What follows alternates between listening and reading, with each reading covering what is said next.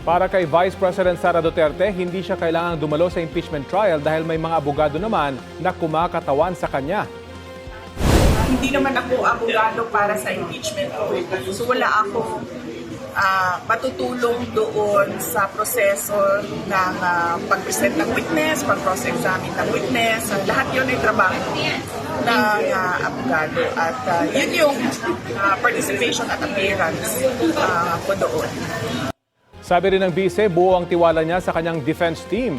Sana rin daw ay mapabilis ang usad ng impeachment trial.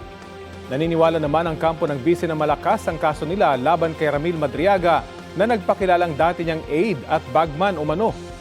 Ayon kay Attorney Paulo Panelo, naghain sila ng ikalawang reklamong perjury laban kay Madriaga para maging airtight o wala ng kahinaan ng reklamo.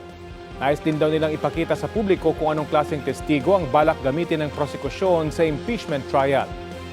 Sabi naman ni House Lead Prosecutor Jervy Luistro, maaaring hindi na isalang bilang testigo si Madriaga kung masasakop na ng testimonya ng mga naunang witness ang mga posible niyang sabihin.